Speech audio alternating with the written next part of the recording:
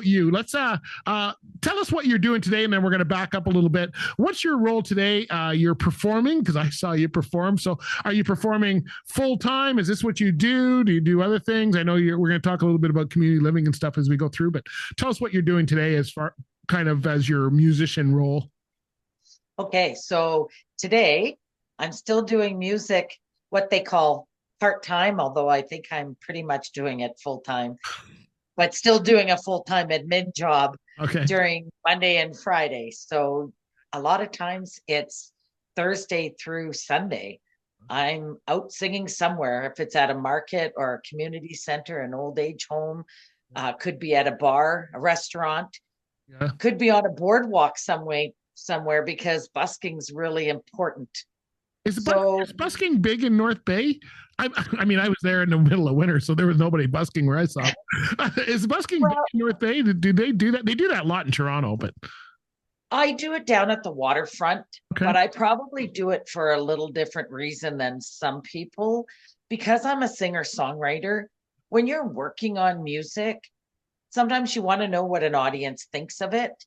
And it really helps when you're busking because people will walk by or somebody will walk by and then all of a sudden they'll hear a liner or they'll hear you play something and they're right over to say, I really like that.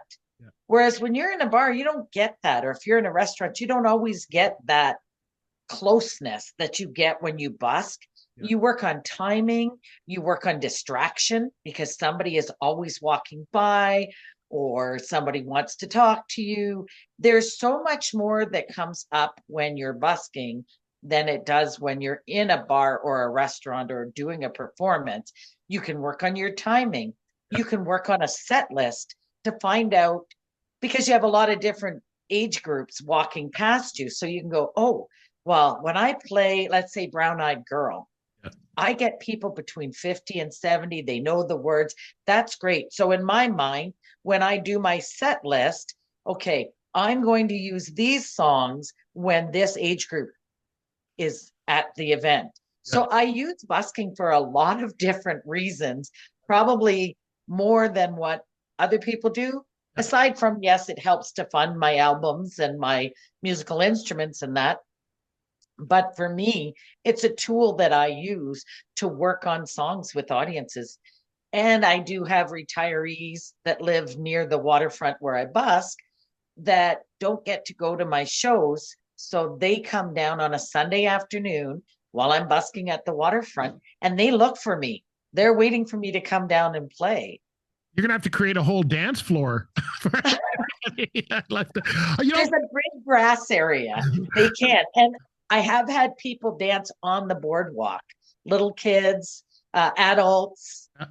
yeah, when I was trucking, I used to go to Sarnia every Wednesday. I ended up in Sarnia, and Sarnia at night they had a little band shell there, and they would have a band play, and they were always playing like the old stuff, Frank Sinatra and all that. There's nothing Yeah. good stuff, but I loved it. I used to hang out at the fence because I would go for a walk, and I just like to hear the music, and they were all dancing like crazy. And sometimes those are the most relaxed because it's not really like, hey, I got to put on a performance and hope the manager makes enough money that they think I'm happy. You could just be yourself and play what you want and see. I think that's great. Buskers seem to do really well because you have to actually go from no crowd to attracting a crowd and then getting them to Yes. stay. And I don't know how much money they make, but boy, I've seen some pretty full guitar cases. I'm not sure. I've done well. COVID was really good for busking Okay. Okay. because nobody was going anywhere. Down at our waterfront is a marina Okay. and a restaurant not too far away.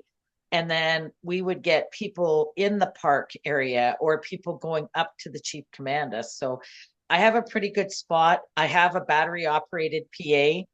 I have a cart. Everything has to fit on my 24-inch by 36-inch cart. So guitar on my back, my chair is strapped to the back of my cart. Yeah. Then I have my speaker. Yeah. Then I have my backpack with, my tablet stand, my stand for whatever else I need. A little stool. I have a collapsible stool. So that has to go in. And I don't use up a park bench. Wow. I make sure I don't use a park bench because that's for people to come and sit. Oh, and last summer it was so hot, they cut down some trees. We had a disease go through our area down at the waterfront. So I lost trees. I had to bring an umbrella with an umbrella stand. So that was on my cart. So I'd have people sit on either side of me to sit in the shade. Yeah. Maybe you need to hire one of those kids, that have one of those plastic little cars that they can actually drive and pull your wagon. And then you can say you have a whole road crew. Put your name Right? inside of the wagon.